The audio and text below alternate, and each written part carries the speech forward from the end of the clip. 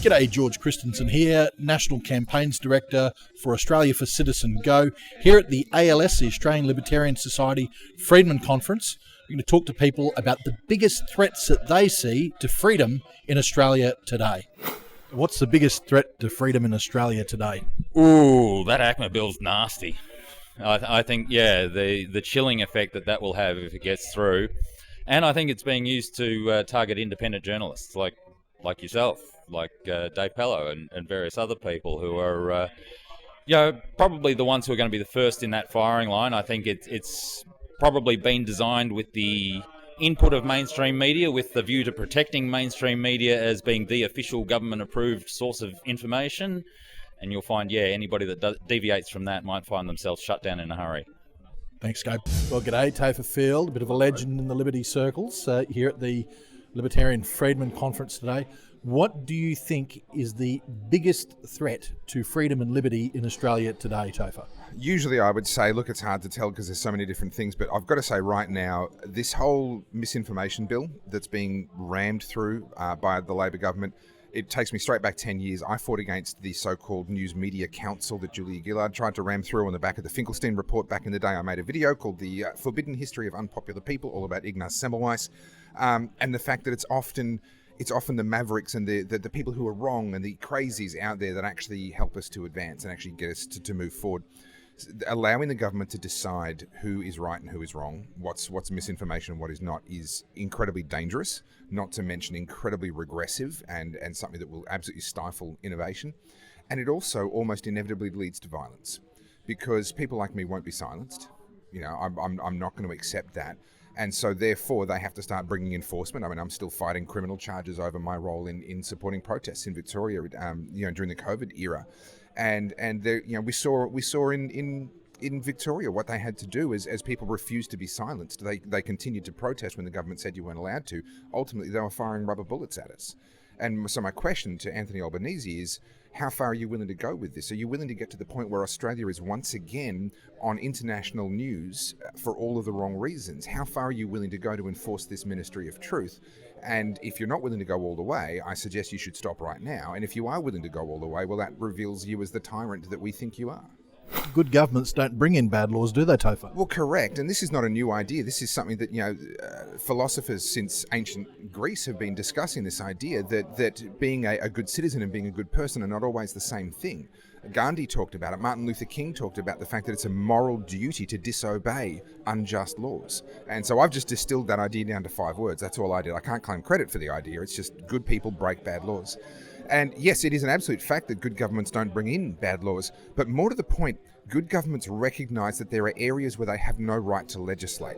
And this is what a libertarian conference and the Australian Libertarian Society are really all about, is this recognition that just because the government can doesn't mean it should. And just because the government can write a law about a given thing doesn't mean that that's its place to do that, and we need to remind the government of that. Thanks very much. So as an Argentinian who escaped encroaching socialism, what would be your message to Australians that are seeing the loss of freedoms pending, such as this new misinformation and disinformation bill, where they're going to stop the right to free speech online? What is your warning to Australians? I think they should look what's going on in other countries like Argentina, Venezuela, Cuba, and the threat that it will imply if they lost their freedoms and all this misinformation, the freedom of speech.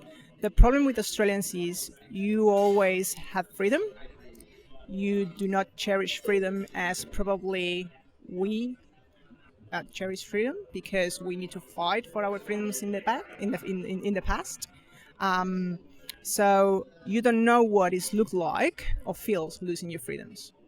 And I hope Australians, especially young Australians, can understand that this is a key point. We cannot allow that to happen, because otherwise we will be ended up like being Argentina, Venezuela, Cuba, or North Korea. Former Senator Erica Betts, you were an absolute warrior for common sense conservatism and freedom in the Australian Parliament. What do you see as the biggest challenges to freedom in Australia today?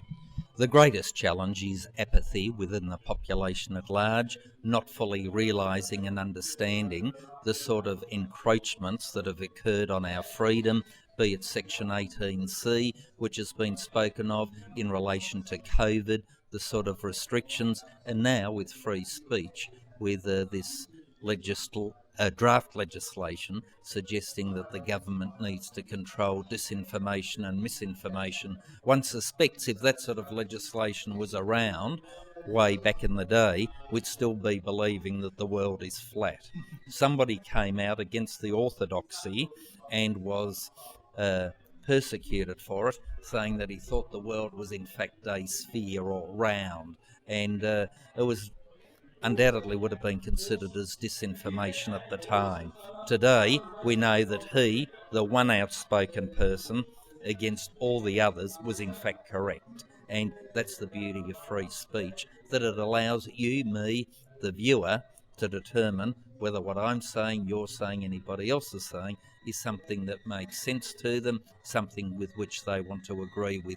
So look, free speech and freedom of association, they are the two fundamentals, because under that umbrella sits freedom of religion and virtually every other freedom that we enjoy.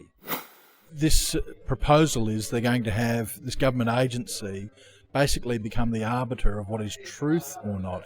Quite Orwellian. Someone who has been this sort of bulwark for democracy and freedom in the Senate for so long, does it scare you, this idea of a ministry of truth popping up in Australia? It is very Orwellian to have a ministry of truth or a bureaucracy of truth, and that is what ACMA will be clothed with the power and authority to determine that which is misinformation and disinformation.